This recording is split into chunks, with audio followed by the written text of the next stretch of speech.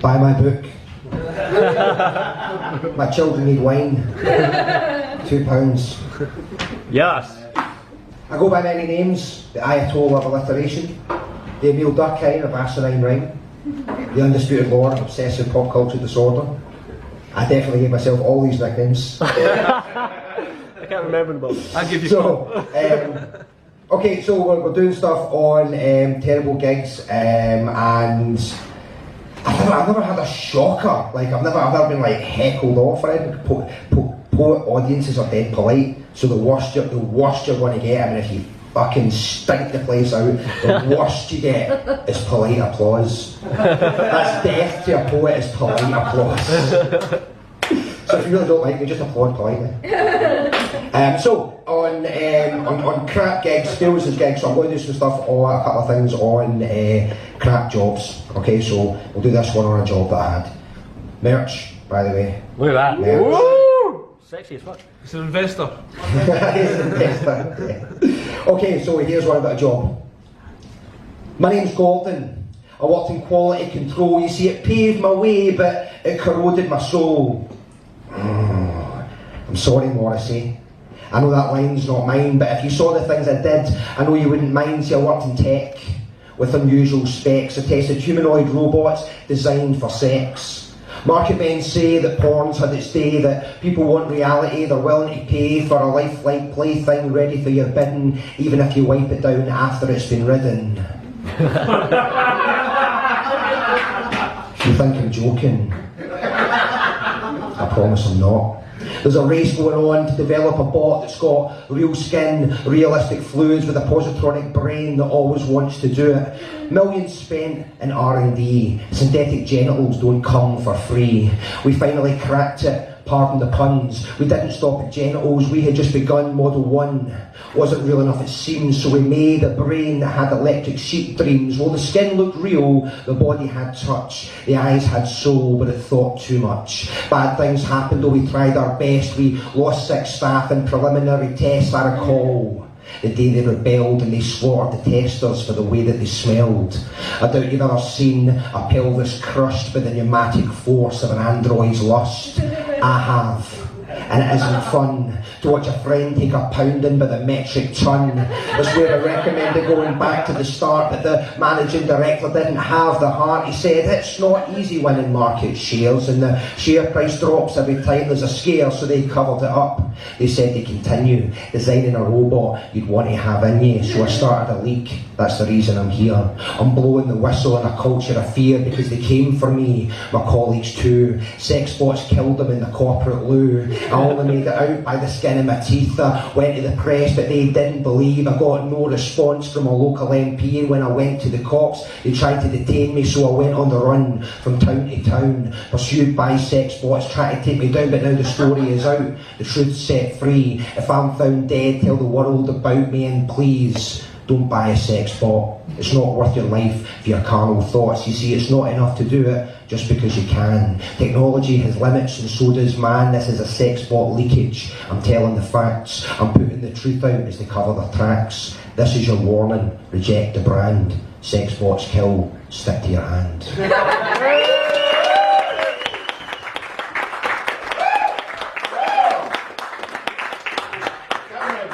That was a pretty crap gig.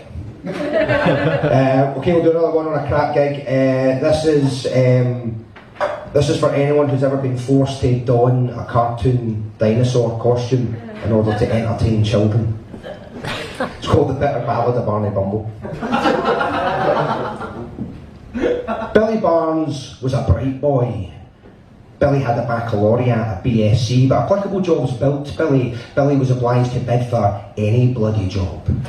The botched bids invariably brought about abatement of Billy's bi-weekly bucks. Lugubriously, Billy objected, but badger than bullied by bollocks of an object of benefit blocking bureaucrats, Billy deliberated, bent and broke begrudgingly before submitting to bitter and belittling bondage at Bob's Barbecue Beef Bonanza.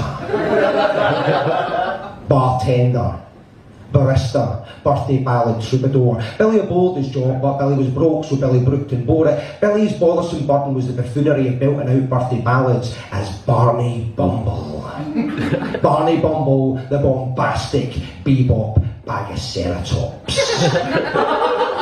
Billy bitterly begrudged his debasing burden. Being Barney Bumble was unbecoming of Billy's ambition, brains and breeding. The burgeoning bankruptcy buckled his backbone, and by February Billy was a broken and beaten semblance of bright Billy Barnes, BSc. Barney, regrettably, was booked for Brandon Brooks' birthday. Boorish bulking Brandon Brooks' birthday bash was a barbarous business. Barney Bumble was bumped and budged and bitten. Brandon Brooks' big brainstorm was a bruising boot brought to bear on Barney's bulbous bum. Barney Bumble tumbled blindly tumbling in a breakneck bearing. Barney tumbled on Brandon Brooks' back. Brandon Brooks' back broke and bent badly. Brandon Brooks' begetters were bitter and broken by Brandon's immobilisation. Billy Barnes was buggered. Bob of Bob's Barbecue Beef Bonanza berated a miserable and discombobulated Billy. Bamboozled and bewildered, Billy begged for benevolence, but Beefy Bob betrayed Billy by blabbering on the floor to the old Bill, who barged in boisterously. Briskly bound and bundled by the borough, Bobby Billy's barren bank balance barred, obtaining the back end of a capable brief. Billy's debut at the Old Bailey went predictably badly. Broken, browbeaten and bedraggled, Billy was brought before the implacable beak, beset, berated, belittled by everybody. Bleakly, Billy was abandoned to a blistering barrage of besmirchment by the barrister. Billy's bargain basement brief blew it. Billy braved the abuse unbelievingly, but Billy trembled at the bench's arbitration. Billy was forbidden liberty and banished to brutal, back-breaking labour. Blackballed, bereft and abandoned, burdened to bear the boorish and bovine Brandon Brooks on his back interminably. Bedecked as Barney Bumble, the bombastic bebop bag of ceratops.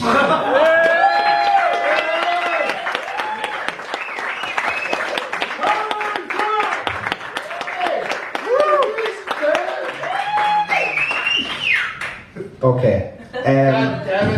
Right, I'm going to do two more. Yeah, that should be alright. I'm going to do two more. I want to finish in a love poem, just because it's my fucking night now, so we're doing that. But do you know what? I want to cleanse your palate a bit, so we'll do a hate poem first, okay? It's looking at me. Every word you say to me is a dagger through my heart. Your only fair comparison is a direct fart.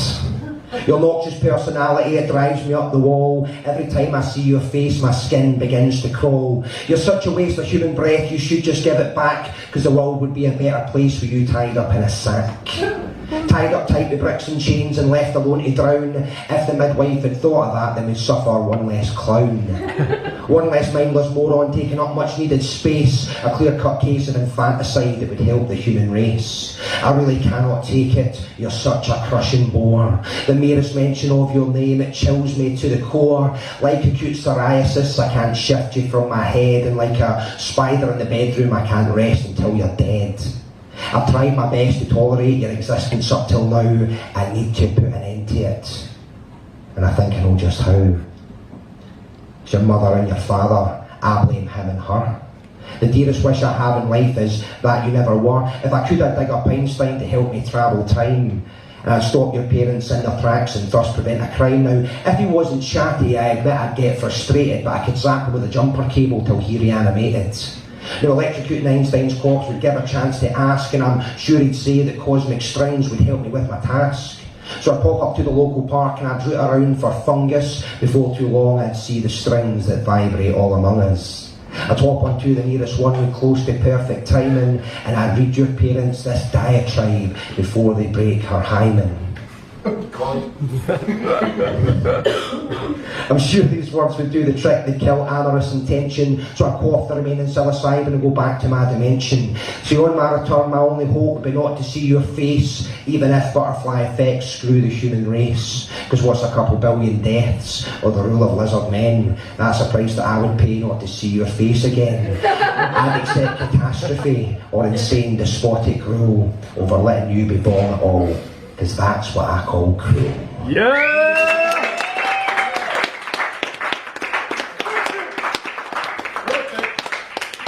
So with your palate sufficiently cleansed with all the nasty stuff inside me, I'm going to finish it up with a wee love poem. Yeah! I like love, someone said. Is it an outward conscience or an outward consciousness that makes this interaction seem like nonsense with our secret codes and dyad nodes and interpreted signals and package loads? I'm trying spontaneous, but your signal's extraneous. Dissociation might be the name for this feeling I've got that I begin to rot every time I'm exposed to social thoughts. Is it a chemical imbalance or a nihilistic romance depressed by the nature of will and chance? It could be the mushrooms. It could be the weeds. It could be the fact that I like to read better than I like interacting, because I mostly feel like I'm acting a part's design with a human in mind, but instead it's just me and my actions with the ill-defined twine and my soul entwined, slowly choking my mind. Do I mind? Yes, I mind, thanks a lot, but for now I guess it's all I've got except... God, isn't that sunset beautiful? Does it make all your dreams come true? And god damn, what is that music? I've heard it before, but not like this, on a mild summer's evening, sensing the sunset and not seeing or feeling, but actually sensing this state of perfection, here, now, there, when. It doesn't matter, because time folds in itself, a fourth dimension, perfectly reflecting and refracting our subatomic energies, because I'm not alone. There she is. As the crowd parts and fits and starts in smooth slow motion conducted at light speed, our hearts connect. She moves in time and warm abandon with a patchwork hand-woven crochet blanket radiating rainbows from its cast-off colour scheme, and I glide across a perfect world to be by her side, and we're one with one another. We move together, we stare deeply into each other's eyes, but this isn't scary, it's just natural. I just feel her. And I feel the pit of my stomach vibrating, resonating, percolating, sublimating itself into myself as our energies harmonise effortlessly. And I feel total and utter happiness. And so time passes, and suddenly we're on a hill and we're holding hands while we stare at the sky and giggle at fireworks, and I squeeze her hand and I lean in and I kiss her.